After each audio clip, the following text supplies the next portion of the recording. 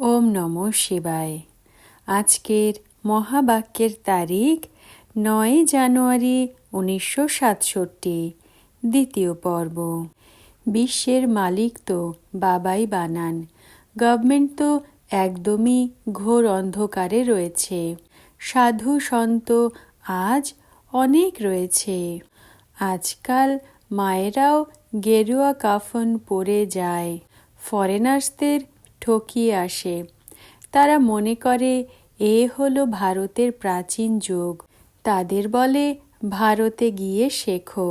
তোমরা এমন থোড়াই বলবে যে ভারতে গিয়ে শেখো, তোমরা তো ফরেনে যাবে, সেখানেই বসে তোমরা বোঝাবে এই রাজযোগ শেখো তো স্বর্গে তোমাদের জন্ম হয়ে যাবে। এতে কাপড় চোপড় বদলানোর কোনো কথা নেই। এখানেই দেহের সব সম্বন্ধ ভুলে নিজেকে আত্মা মনে করে বাবাকে স্মরণ করো। বাবাই হলেন লিবারেটর, গাইড, সবাইকে দুঃখ থেকে লিবারেট করেন। এখন তোমাদের শতপ্রধান বানান। তোমরা প্রথমে গোল্ডেন এজে ছিলে, এখন আয়রন এজে।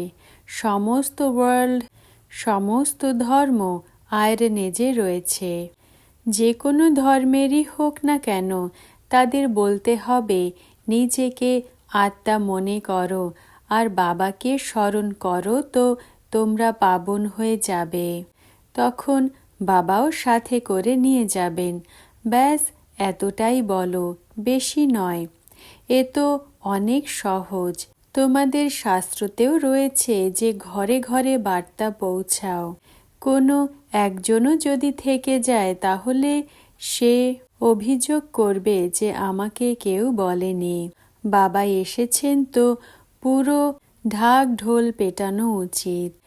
একদিন সবাই নিশ্চয়ই জানতে পারবে বাবা এসেছেন শান্তিধাম সুখধামের বর্ষা দিতে। যখন ডেটিজম ছিল তখন আর কোনো ধর্ম ছিল না, সবাই শান্তিধামে ছিল। এমন এমন খেয়াল চলতে থাকা উচিত, স্লোগান বানানো উচিত। বাবা বলেন যে দেহসহ দেহের সমস্ত সম্বন্ধকে ভোলো, নিজেকে আত্মা মনে করে আমি পরম পিতাকে স্মরণ করো, তো আত্মা পিওর হয়ে যাবে। এখন আত্মারা হলো ইমপিওর। এখন সবাইকে পিওর বানিয়ে বাবা গাইড হয়ে সাথে করে নিয়ে যাবেন। তারপর ডেটি ধর্মের যারা, তারা নম্বর অনুযায়ী আসবে। কত সহজ! এ তো বুদ্ধিতে ধারণ হওয়া উচিত। যে সার্ভিস করে সে লুকিয়ে থাকতে পারে না। ডিসসার্ভিস যারা করে তারাও লোকাতে পারে না। সার্ভিসেবলকে তো ডাকতে থাকে। যে কিছুই জ্ঞান শোনাতে পারে না তাকে থোড়াই ডাকবে। সে তো আরোই নাম বদনাম করে দেবে। বলবে যে এই ব্রহ্মার সন্তানরা এমনই হয় কি? পুরো রেসপন্স না করতে পারলে তো নাম বদনাম হলো, তাই না? শিব বাবার নাম বদনাম করলে উঁচু পদ পেতে পারবে না। ওয়ার্থ নট এ পেনি গিয়ে হবে। যেমন এখানে দেখো, কেউ কোটিপতি পদমপতিও রয়েছে, আর কেউ তো আবার না খেতে পেয়ে মরে, ভিক্ষার ওপর শরীর নির্বাহ করতে থাকে। এমন এমন বেগার্স তো গিয়ে প্রিন্স হবে। বেগার তারা নয় যারা রাস্তার ওপর যেখানে সেখানে বসে থাকে। কেমন রোগী দুঃখী হয়, কর্মের কেমন নোংরা ভোগান্তি হয়। জন্তু জানোয়ারদের দেখে হৃদয়ে খুশি হয়। এমন নোংরা মানুষদের দেখলে তো দয়া আসে। কত ডার্টি কর্ম করেছে, অনেক নোংরা কাজ করলেই এমন ডার্টি ব্রুটস, পতিতা লম্পট লুলো ল্যাংড়া হয়ে যায়। বড় বড় ঘরেরও পতিতারা রয়েছে। তীর্থস্থানেও প্যান্ডেলে দেখো পতিতারা বসে থাকে। পাণ্ডারাও নোংরা হয়। ব্রহ্মা বাবার তো সব কিছুর অনুভব রয়েছে। এমন মুশকিলই কোনো অনুভবই হবে। গায়নও রয়েছে গ্রামের ছেলে।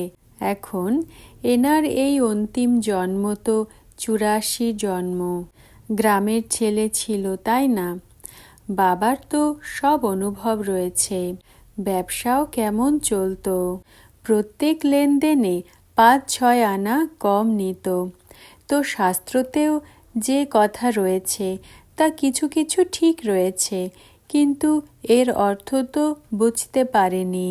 বাবাই বলেন, এখন তোমরা বাচ্চারা জানো যে শ্রীকৃষ্ণ যে স্বর্গের প্রিন্স ছিল, সে আবার বেগার হয়ে যায়। এরপরে আবার বেগার থেকে প্রিন্স হবে। বেগার ছিল, তাই না? এখন কিছু উপার্জন করেছে, তাও তোমরা বাচ্চাদের জন্য, না হলে তো তোমাদের দেখাশোনা কি করে হতো? এই সব কথা শাস্ত্রে থোড়াই রয়েছে। সব শিব বাবা এসে বলেন, এটা ঠিক যে তিনি গ্রামের ছেলে ছিল, নাম কোনো কৃষ্ণ ছিল না, আত্মার কথা, তাই না? এজন্য মনুষ্য বিচলিত হয়ে যায়। বাবা বোঝান, শিব জয়ন্তীতে ঘরে ঘরে চিত্রের ওপরে সার্ভিস করো। লিখে দাও যে অসীম জগতের পিতা শিব বাবার থেকে 21 জন্মের জন্য স্বর্গের বাদশাহী সেকেন্ডে কি করে প্রাপ্ত হয় তা এসে বোঝো। যেমন দিওয়ালিতে সব মানুষ দোকান বের করে বসে, তোমাদের এই অবিনাশী জ্ঞান রত্নের দোকান নিয়ে বসতে হবে।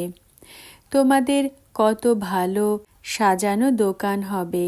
মানুষ করে দিওয়ালিতে, তোমরা আবার শিব জয়ন্তীতে করো। যে শিব বাবা সবার জ্যোতি জাগ্রত করেন, তোমাদের বিশ্বের মালিক বানান।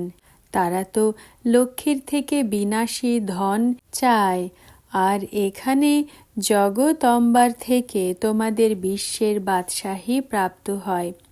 এই সব রহস্য বাবা বোঝাতে থাকেন।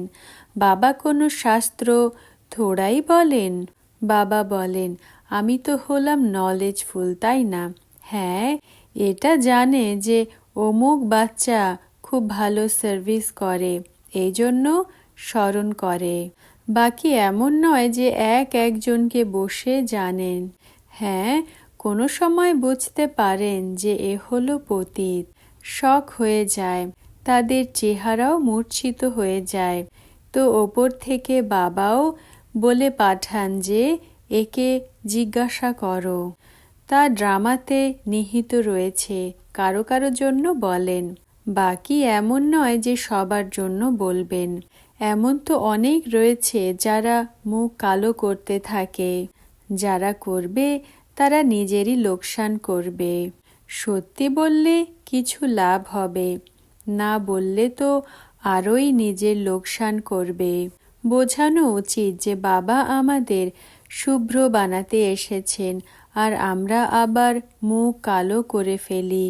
এতেও বাবা যিনি ক্রিয়েটর, তার ওপরেও অনেক রেসপন্সিবিলিটি রয়েছে। বাচ্চারা যদি আজ্ঞাকারী না হয় তো তাদের কিছু দেওয়া হয় না, না হলে তো তারা আরও পাপ করবে। তাদের দোষ বাবার ওপরেও যাবে। বাকি কন্যাদের তো বোঝানো হয়, না মানলে তো বিয়ে করিয়ে দিতে হয়, না হলে নোংরা হয়ে পড়বে।